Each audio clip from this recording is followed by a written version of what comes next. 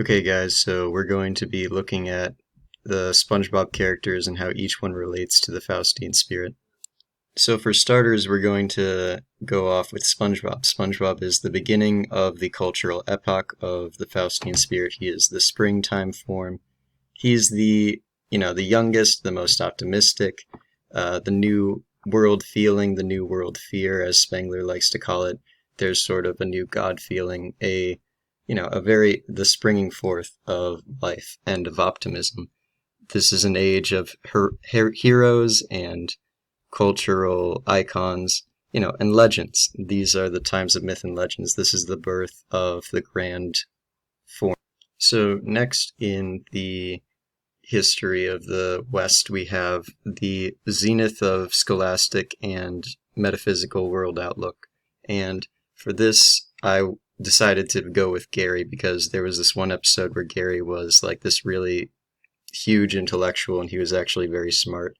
And so this is the time in Western civilization where we have sort of the intellectual domination, and this is still very early in time, but at this point we are no longer just like myths and legends, and it's now getting into real scholasticism, real study.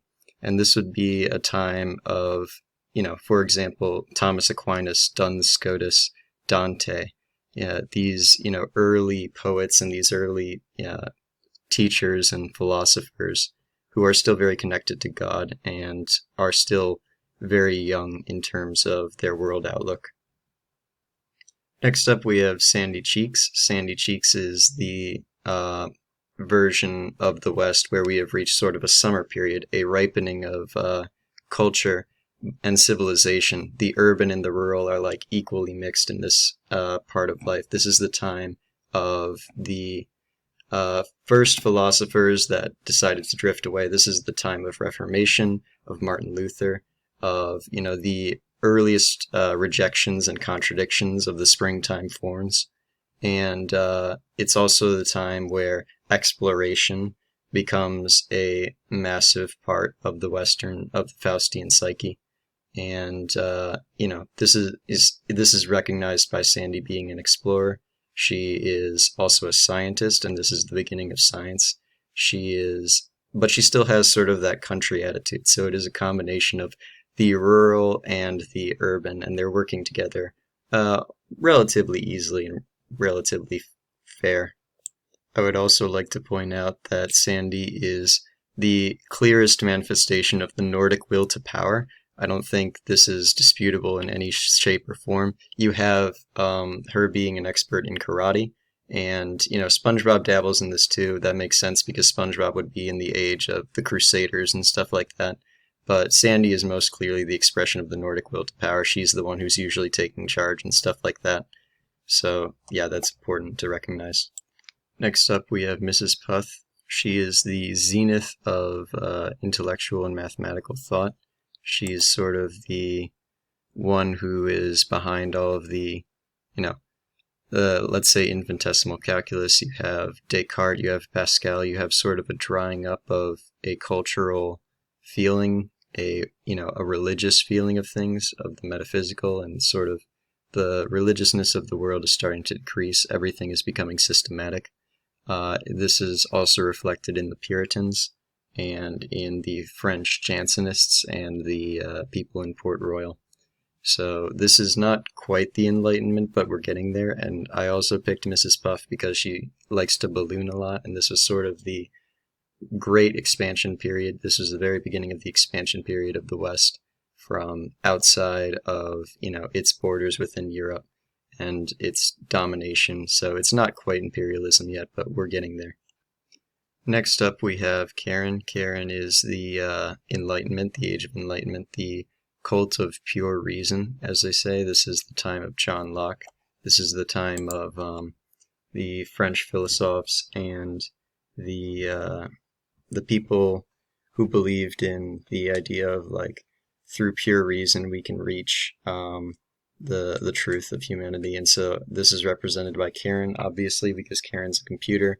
All Karen cares about is sort of like, mathematical calculations and stuff. This is liberalism, at its peak. This is also the beginning of imperialism. There's sort of been a death of the inside cultural development, or at least not a death, but a dying. Everything is rigid now. Everything is, sort of a cultural hardening, a philosophical hardening of sorts. This is the very beginning of that. We have not reached the...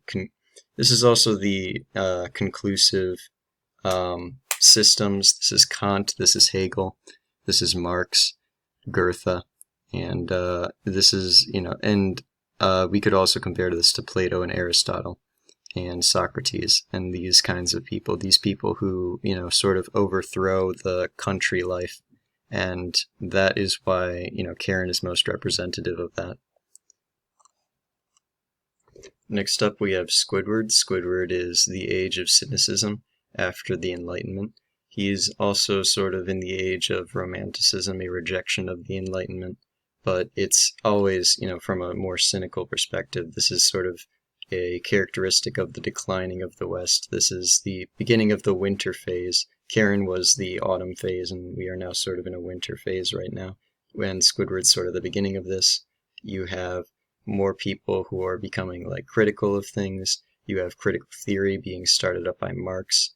You have people like Max Stirner who reject, everything, the ego in his own and the spook.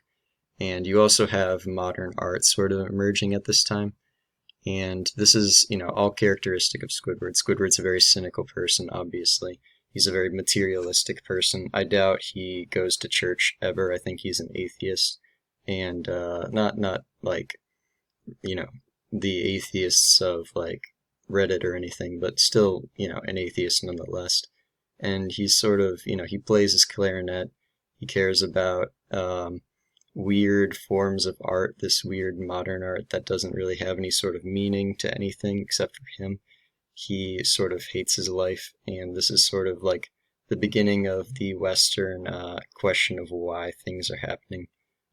Why is this, why is everything so bad? Schopenhauer is another good example of this. You can see the exhaustion of the Faustian spirit right now, striving to achieve something that it never will.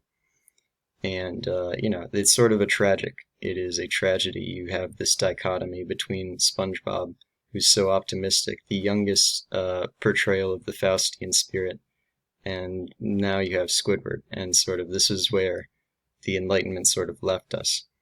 We were critical of the Enlightenment, but at the same time we're critical of everything else.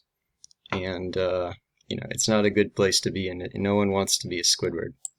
Next up we have Mr. Krabs. Mr. Krabs is the final development of the political world. This is the time of imperialism. This is not just the time of imperialism, but the time of the money imperialism, democracy. This is when all of democracy enters into the world through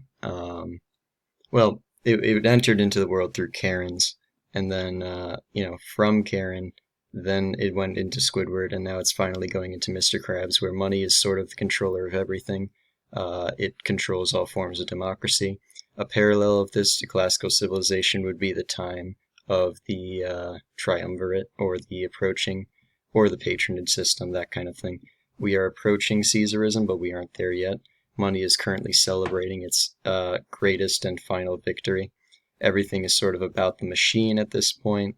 There's sort of no real hope left for any sort of, expression of the Faustian spirit, with the exception of things in the material sense. So you have law, economics, sociology, these kinds of things. And philosophy is sort of reduced to compendium literature at this point, and no one really cares about it anymore. So this is sort of where we are at right now. Next up, very quickly after, we have Pearl. Pearl is representative of the Faustian spirit, again in its final stage, but now it's gone from money politics to radical demagoguery and the approach of Caesarism. So you have the footsteps, echoing in the distance of Pearl very loudly coming after Krabs. She is the daughter of money politics, and eventually she will overthrow her father. Again, in a sort of Nordic will to power. And you have, in this, you have a sort of inevitability in a way, and this is sort of the time of radical demagogues and Gaius Marius and these kinds of people. Eventually, with the domination of Sulla, that's sort of in the contemporary classical civilization. And so that's, this is where we are right now. Trump is sort of the very beginning of this. It's more of a rejection of money politics, but not that much. We haven't reached Caesarism yet. And finally, we have the inevitable Caesarism, which is represented by plankton. This is the end of the form of money politics, and is the rise of a great man sort of form of leadership. This is the time of Augustus, of Julius Caesar, and of the from Augustus to about Domitian. This is a sort of Pax Romana, and this is a sort of conquering of things.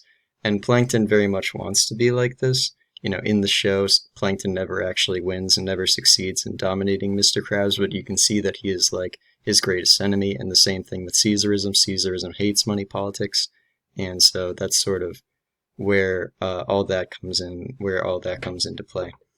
And so that's basically that. And yes, this is Caesarism. We will reach this point at about 1200 AD. 2100 AD. Finally, we have reached the end of Western civilization, and we have, and I represent this now with Patrick Starr. Patrick Starr doesn't really want to do anything. He sort of wants to sit down and decay, sort of, and this is the representation of, the hardening of the West after Caesarism. There's sort of no inward cultural development at this point, and civilization itself begins to break down. Primitivism sort of forces its way back up into society, and this is sort of the very end of the Faustian spirit. And so we reach a sort of post-Western point where there is nothing that Patrick really wants to do other than sort of just sit there and decay. We are seeing like the very earlier premonitions of this, which would be sort of like the surfer culture of the 1960s. It's sort of a state of fatigue. It's not really wanting to do anything or go anywhere. So that's sort of where this is sort of the end of civilization, and it's represented by Patrick.